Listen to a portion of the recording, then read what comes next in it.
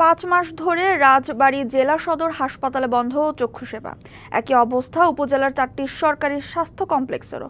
বাধ্য হয়ে রোগীদের যেতে হচ্ছে বেসরকারি ক্লিনিকে। এতে অতিরিক্ত অর্থ ব্যয়ের পাশাপাশি অনেকেই ভুল চিকিৎসার শিকার হচ্ছেন।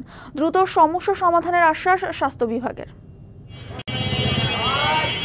রাজবাড়ী জেলা সদর হাসপাতাল সেবা নিতে প্রতিদিনই ভিড় থাকে নানা রোগে আক্রান্তদের। চোখের সমস্যা নিয়ে আসেন অনেকে, কিন্তু এই হাসপাতালে বর্তমানে নেই কোনো চোখের ডাক্তার। ফলে রোগীদের ছুটতে হয় বেসরকারি ক্লিনিকে।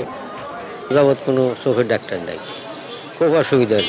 চোখের ডাক্তার দেখাইতে আসছিলাম, তা ডাক্তার এসে দেখি ডাক্তার নাই। কাউন্টার থেকে বলে যে আপনার বুধবারে আসবে বসবে, কিন্তু আসলে এখানে আসে না। সদর হাসপাতালে চক্ষু বিভাগের 2 চিকিৎসক চলতি বছরের শুরুতেই বদলি হয়ে যান। এরপর নতুন কেউ না আসায় সেবা বঞ্চিত রোগীরা। উপজেলা স্বাস্থ্য কমপ্লেক্সগুলোতেও নেই চক্ষু সেবা।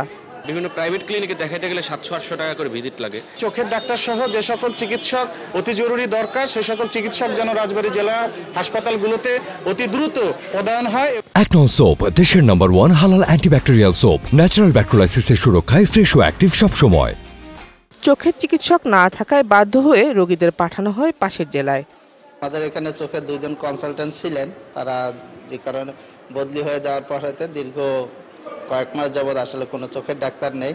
আমরা এটা চিঠি দিয়ে মন্ত্রণালয় বা বিভিন্ন জায়গায় জানাইছি। কনসালটেন্টের অপথলমোলজির একটা পোস্ট আছে, কিন্তু এখানে পোস্টিং নাই, পোস্ট ফাঁকা। সেহেতু আমরা পেশেন্টকে রেফার করি হলো ফরিদপুর মেডিকেল কলেজে। দ্রুত এই সমস্যার সমাধানের আশ্বাস সিভিল সার্জনের।